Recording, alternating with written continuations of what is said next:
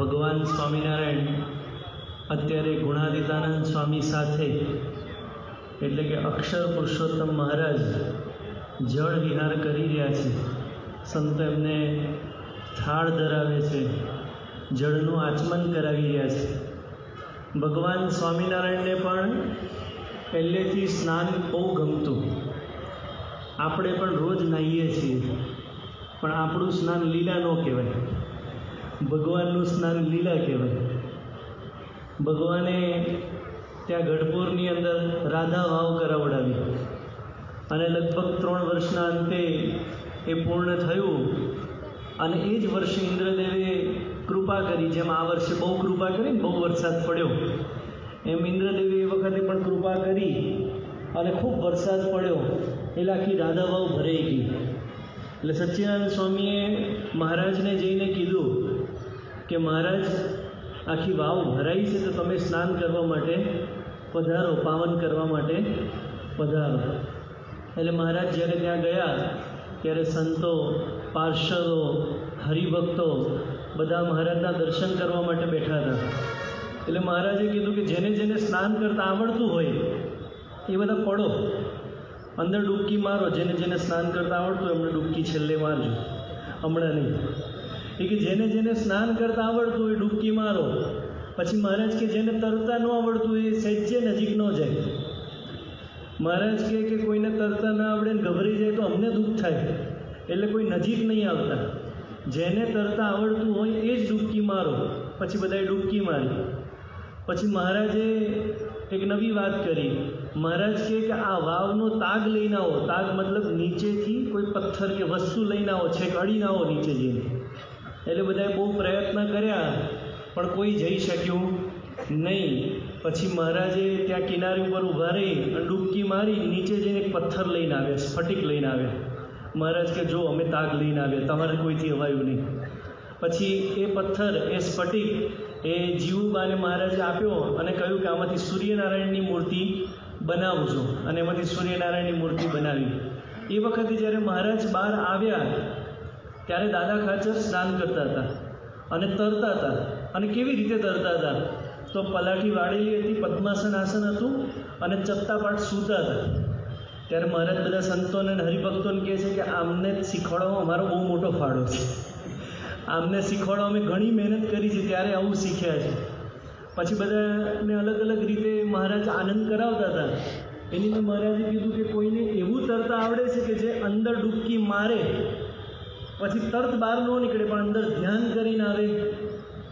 એટલે કોઈએ હાથ ઊંચો કર્યો નહીં. પણ એ જ વખતે ત્યાં નિત્યાનંદ સ્વામી હાજર હતા. નિત્યાનંદ સ્વામી કે મહારાજ હું જાઉં. એટલે નિત્યાનંદ સ્વામીએ ડૂબકી મારી, અંદર ગયા. અડધો કલાક, આપણે તો પૂજા પણ અડધો કલાકની નથી હોતી, અંદર અડધો કલાક સુધી ધ્યાન કર્યું અને પછી બહાર આવ્યા. તો એ વખતની વાત છે. મહારાજે 2000 રૂપિયાની સફેદ સાલ એ નિત્યાનંદ સ્વામીને ઓઢાડી અને અત્યારે આપણે એ સ્થાન ઉપર એક ડેરી જોઈ રહ્યા છીએ જે બિહારીલાલજી મહારાજે બનાવેલી છે. બીજી એક વિશેષ લીલા ગઢપુરની અંદર શ્રીજી મહારાજે કરેલી. શ્રીજી મહારાજને ચોખ્ખાઈનું બહુ અંગ હતું. ભગવાન હંમેશા શુદ્ધિના અંગવાળા હોય, સત્પુરુષ સંતો હંમેશા શુદ્ધિના અંગવાળા હોય. તો જ્યારે જ્યારે નદીની અંદર મહારાજ નાહવા જાય તો નવું પાણી આવ્યું હોય ત્યારે નાહવા જાય, પણ એમાંથી જ્યારે નવો વેણ આવતો હોય તો મહારાજ ત્યાં નાહી નહીં, તરત બહાર નીકળી જતા. કેમ? એ વખતે ધૂળ ને આગળ બધો જે કચરો હોય એ બધો આવે એટલે મહારાજ નીકળી જાય એમાંથી બહાર. અને પછી 1-2 દિવસે ઠરે એટલે પાછા સ્નાન કરવા માટે જતા. એક વખત હલકું વેણ હતું, બહુ ભારે નહોતું પણ માપનું વેણ હતું. અને મહારાજ સ્નાન કરવા માટે ત્યાં પધાર્યા તો આપણું જે મંદિર છે એ તરફ મહારાજ બેઠા. મહારાજની સામેની સાઈડ ગેલા નથી, ઉન્મત્ત ગંગા, અને વેણ આ તરફનું.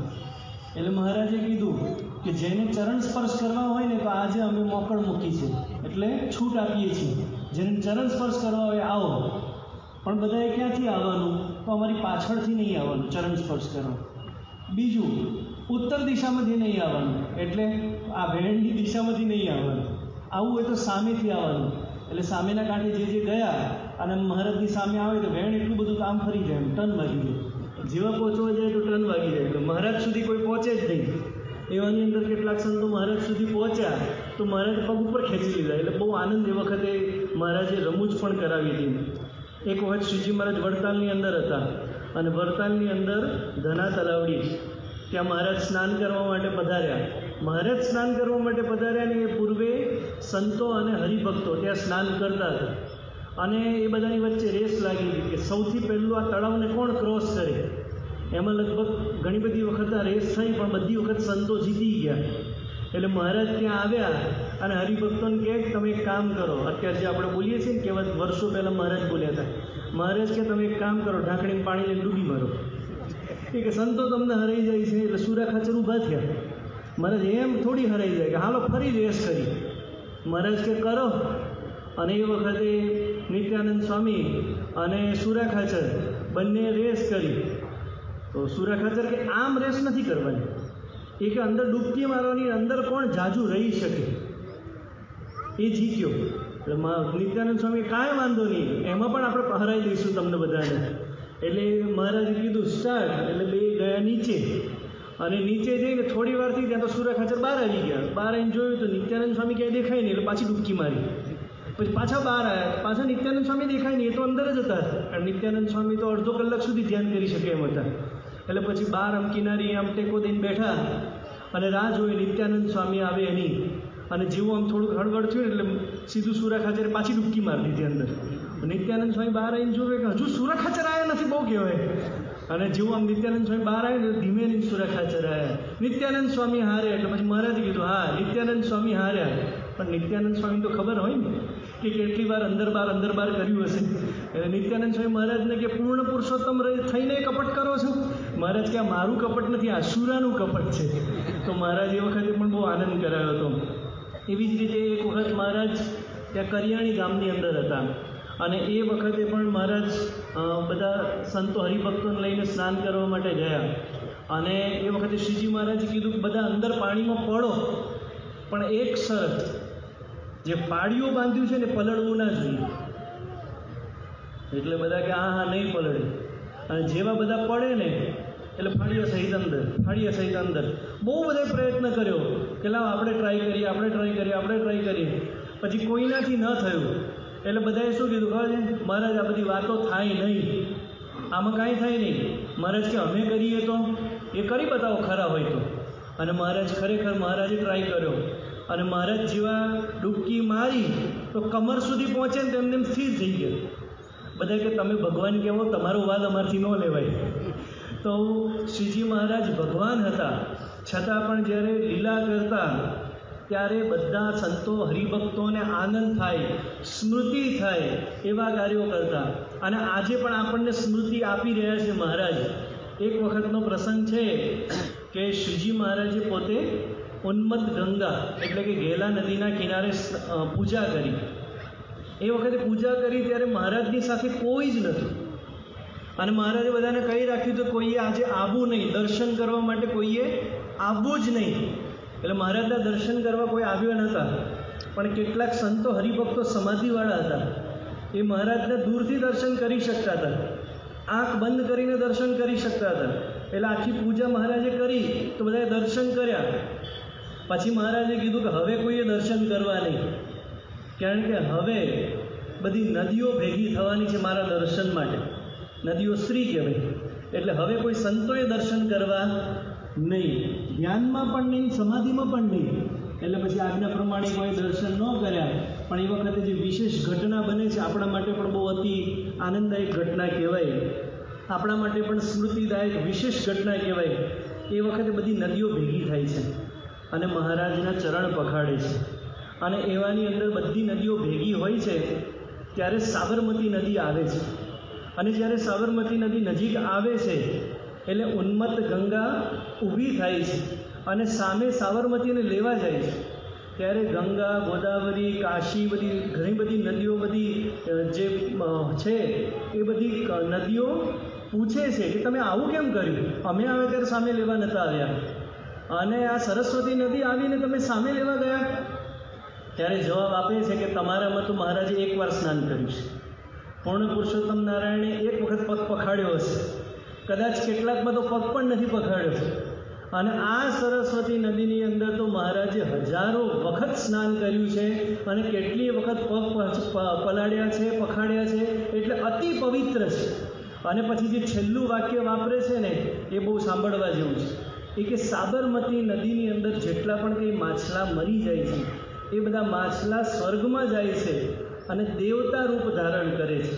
અને મારામાં જે સ્નાન કરે છે એ તો જન્મે પણ અને મૃત્યુ પછી પણ અક્ષરધામની પ્રાપ્તિ કરે છે. મહારાજ જેની અંદર સ્નાન કરે એ જળની અંદર આપણે વિહાર કરીએ, એ જળને માથે ચડાવીએ, આંખે ચડાવીએ તો આપણને અક્ષરધામની પ્રાપ્તિ થાય. તો